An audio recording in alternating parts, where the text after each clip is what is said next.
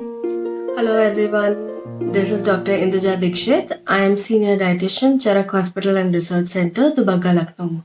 आज हम बात करेंगे कि पेशेंट्स की काउंसलिंग कैसे की जाती है।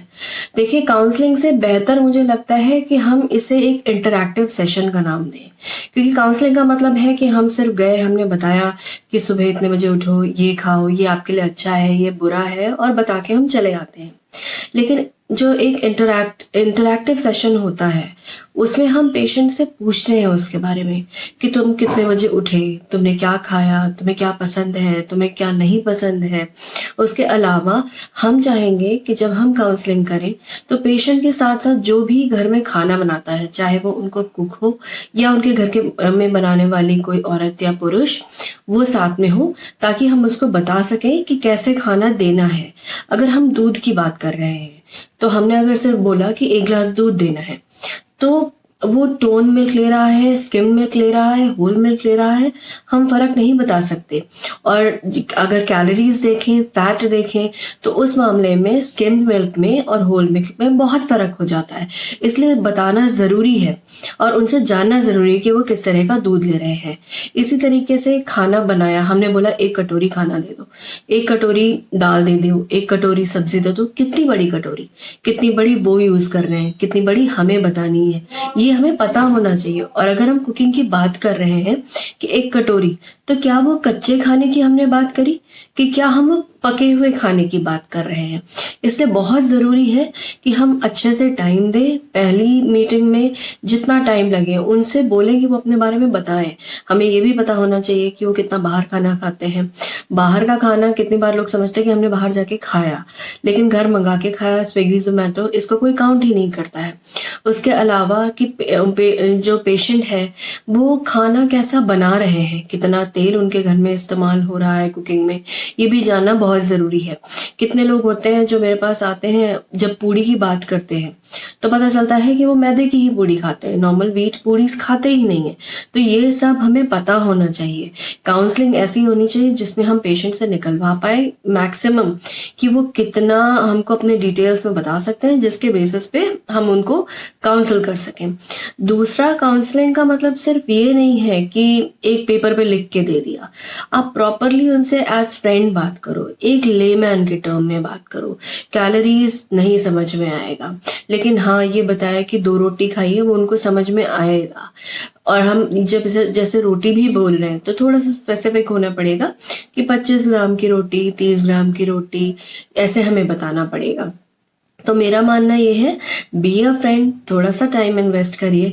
आपकी काउंसलिंग आपको लंबे समय तक रिजल्ट देगी और लॉन्गर रन में आपको भी हेल्प करेगी। Thank you, hope this is of help to you people as well. Thanks a lot. Hello everyone, this is Dr. Induja Dikshit. I am Senior Dietitian, Charak hospital and research centre, Dubagga, Lucknow. आज हम बात करेंगे कि patients की counselling कैसे की जाती है। देखिए, काउंसलिंग से बेहतर मुझे लगता है कि हम इसे एक इंटरैक्टिव सेशन का नाम दें, क्योंकि काउंसलिंग का मतलब है कि हम सिर्फ गए, हमने बताया कि सुबह इतने बजे उठो, ये खाओ, ये आपके लिए अच्छा है, ये बुरा है, और बता के हम चले आते हैं। लेकिन जो एक इंटरैक्टिव सेशन होता है, उसमें हम पेशेंट से पूछते हैं उसके बारे में कि तुम कितने बजे उठे, तुमने क्या खाया, तुम्हें क्या पसंद है, तुम्हें क्या नहीं पसंद है।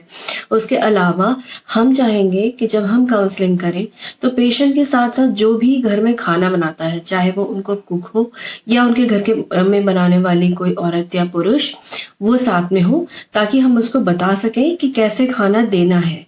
अगर हम दूध की बात कर रहे हैं तो हमने अगर सिर्फ बोला कि 1 ग्लास दूध देना है, तो वो टोन मिल्क ले रहा है, स्किम मिल्क ले रहा है, होल मिल्क ले रहा है, हम फर्क नहीं बता सकते। और अगर कैलोरीज देखें, फैट देखें, तो उस मामले में स्किम मिल्क में और होल मिल्क में बहुत फर्क हो जाता है। इसलिए बताना ज़रूरी है और उनसे जानना ज़रूरी है कि वो किस तरह का दूध ले रहे हैं। इसी तरीके से खाना बनाया, हमने बोला 1 कटोरी खाना दे दो, 1 कटोरी दाल दे दो, 1 कटोरी सब्जी दे दो। कितनी बड़ी कटोरी, कितनी बड़ी वो यूज़ कर रहे हैं, कितनी बड़ी हमें बतानी है, ये हमें पता होना चाहिए। और अगर हम कुकिंग की बात कर रहे हैं कि 1 कटोरी, तो क्या वो कच्चे खाने की हमने बात करी कि क्या हम पके हुए खाने की बात कर रहे हैं।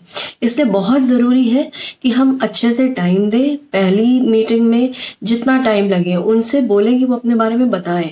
हमें ये भी पता होना चाहिए कि वो कितना बाहर खाना खाते हैं। बाहर का खाना कितनी बार लोग समझते हैं कि हमने बाहर जाके खाया, लेकिन घर मंगा के खाया, स्विगी जोमेटो, इसको कोई काउंट ही नहीं करता है। उसके अलावा कि जो पेशेंट है वो खाना कैसा बना रहे हैं, कितना तेल उनके घर में इस्तेमाल हो रहा है कुकिंग में, ये भी जानना बहुत ज़रूरी है। कितने लोग होते हैं जो मेरे पास आते हैं, जब पूड़ी की बात करते हैं तो पता चलता है कि वो मैदे की ही पूड़ी खाते हैं, नॉर्मल व्हीट पूड़ी खाते ही नहीं है। तो ये सब हमें पता होना चाहिए। काउंसलिंग ऐसी होनी चाहिए जिसमें हम पेशेंट से निकलवा पाए मैक्सिमम कि वो कितना हमको अपने डिटेल्स में बता सकते हैं, जिसके बेसिस पे हम उनको काउंसल कर सकें। दूसरा, काउंसलिंग का मतलब सिर्फ ये नहीं है कि एक पेपर पे लिख के दे दिया। आप प्रॉपरली उनसे एज फ्रेंड बात करो, एक लेमैन के टर्म में बात करो। कैलोरीज नहीं समझ में आएगा, लेकिन हाँ ये बताया कि 2 रोटी खाइए, वो उनको समझ में आएगा। और हम जब जैसे रोटी भी बोल रहे हैं तो थोड़ा सा स्पेसिफिक होना पड़ेगा कि 25 ग्राम की रोटी, 30 ग्राम की रोटी, ऐसे हमें बताना पड़ेगा। तो मेरा मानना ये है, बी अ फ्रेंड, थोड़ा सा टाइम इन्वेस्ट करिए। आपकी काउंसलिंग आपको लंबे समय तक रिजल्ट देगी और लॉन्गर रन में आपको भी हेल्प करेगी। Thank you. Hope this is of help to you people as well. Thanks a lot.